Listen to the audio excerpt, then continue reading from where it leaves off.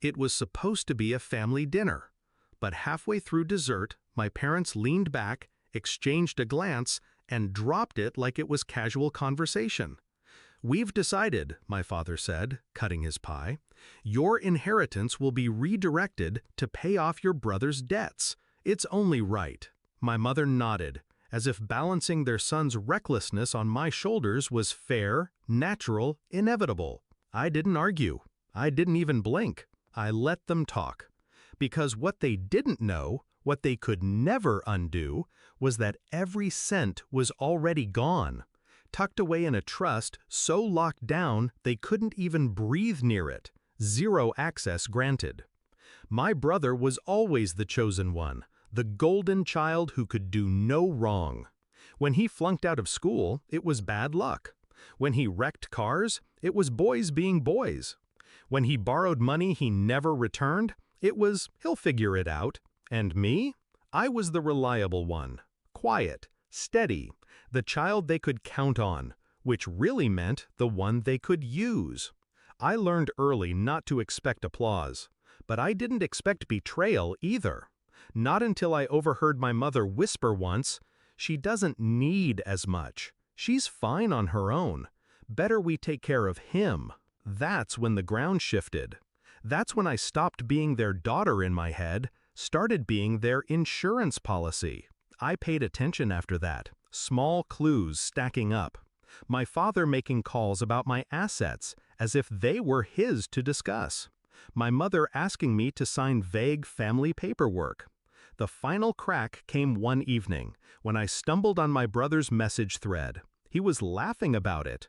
"Don't worry, Mom and Dad will cover it. They'll use her share. She'll never say no." That was the night I stopped being quiet. I didn't confront them. I didn't shout or cry.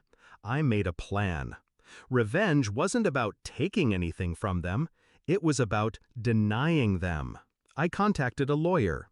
Discreet, ruthless. Together, we structured everything into a trust fund. Airtight, irrevocable, untouchable. Assets, properties, investments, every thread tied up so tightly that even if my parents tried, they couldn't pry a single stitch loose. The trustee wasn't family, not someone they could manipulate with guilt. It was a firm, professional, paid to follow rules, not feelings. I signed the last document with steady hands. Relief washed over me like cold steel. From that moment on, my inheritance wasn't theirs to decide. It was mine, forever sealed. So when they called the family meeting, I was ready. We sat in the living room, plates clinking, my brother smirking like he already held the keys to my future. My mother started explaining how it was temporary, how I'd understand once I had children of my own. I nodded. I let them explain how my sacrifice would keep the family name intact. I let my brother joke about owing me one. Inside, I was calm, detached, like watching actors stumble through a play whose ending I already knew. They thought they were delivering news. In reality, they were confessing. I waited until they'd said everything, until my father leaned back with that final tone of authority and said, "So it's settled." Then I smiled. "No," I said quietly. 3 heads snapped toward me. Confusion? Annoyance? "What do you mean, no?" my mother asked. I leaned forward, rested my elbows on the table. "Every asset you think you control," I said, "has already been moved. Months ago.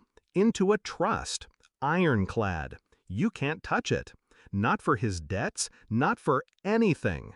My brother scoffed, tried to laugh it off. "That's not how it works."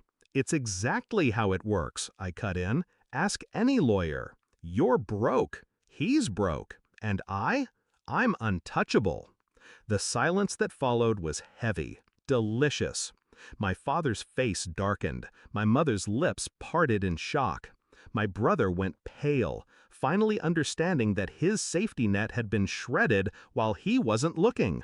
I didn't raise my voice. I didn't gloat. I just let the truth suffocate them. Zero access. They left soon after. No hugs, no goodbyes. My brother slammed the door on his way out. My mother muttered about betrayal. My father didn't look at me at all. When the house went quiet again, I poured myself a drink and sat in the silence they left behind. For years, they treated me like a resource, something to drain when convenient. They thought my silence was weakness. But silence isn't weakness, it's patience. And patience, when timed right, is power. Now they know. Not a single cent, not a single inch.